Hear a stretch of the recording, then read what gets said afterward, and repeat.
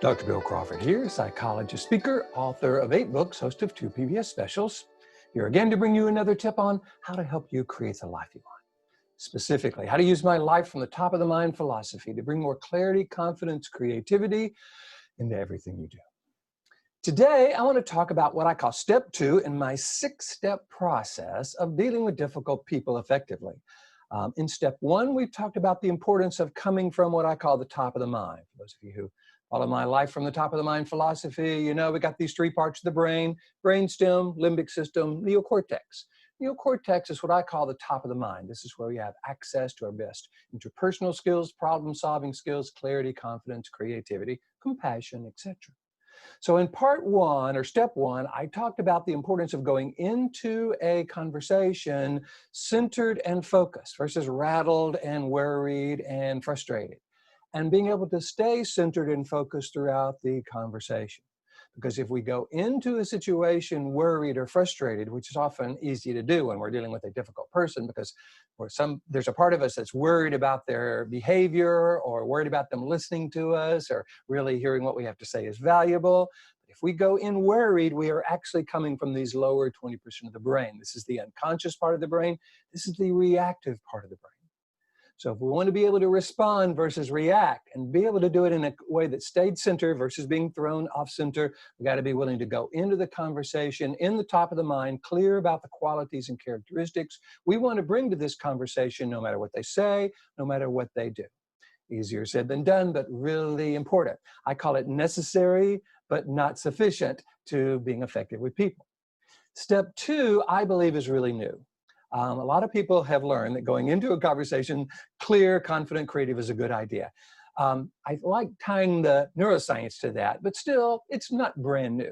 This step 2, I like to believe it is. I call it reaching for their neocortex. See, here's the thing. This middle part of our brain, the limbic system, scans the environment looking for signs of threat or danger.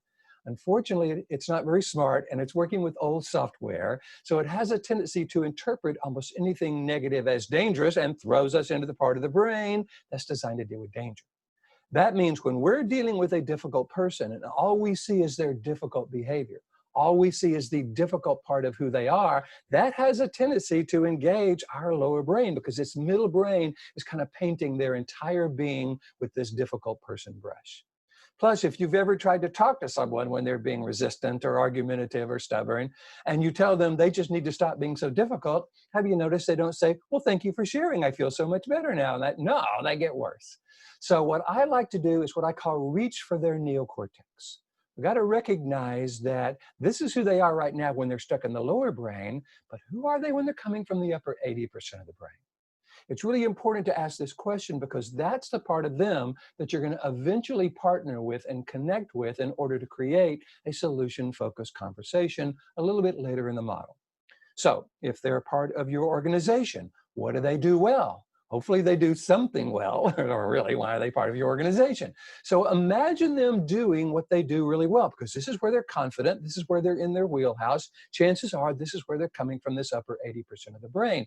And chances are when they're doing something well, there are qualities and characteristics that you admire and really want in your organization. If they're part of your family or someone close to you, a friend or relationship partner, who are they when they're really just happy and doing what they love?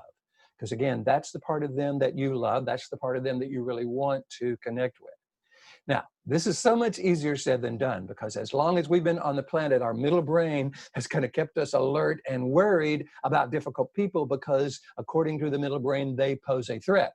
And that's probably true a long time ago. But now they don't pose a physical threat. And so when they throw us, or when this middle brain throws us into the lower brain, thinking we're in a fight or flight situation, it limits our ability to be effective. They're in their brainstem, we're in ours. I call this banging brainstems. Nobody's listening to anybody. So what we want to do is go into the conversation clear about who we want to be so that we are taking 100% responsibility for our ability to respond. And then we want to go in reaching for their neocortex, at least in our mind.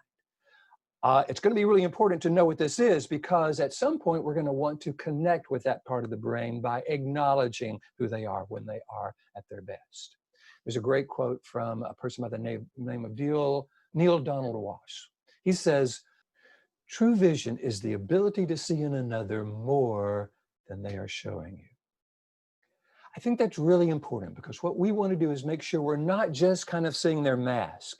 If you'll begin to see a difficult person's kind of old behavior, their negative behavior, their stubbornness, frustration, argumentative, not listening, etc., as part of a mask. And I like to see it as a mask of fear and insecurity.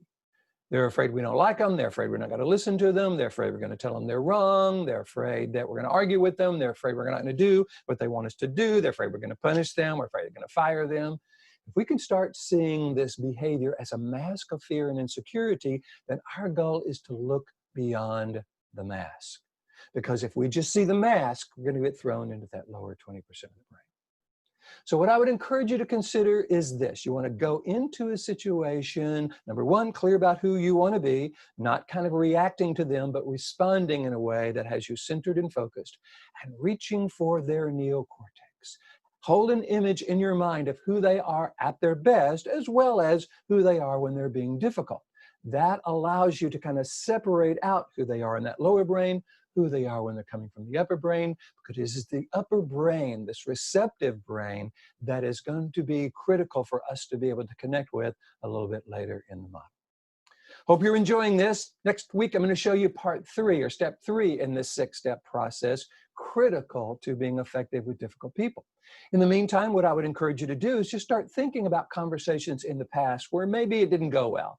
Ask yourself the question, did I go into that conversation worried or frustrated, or did I get triggered in the middle of that conversation?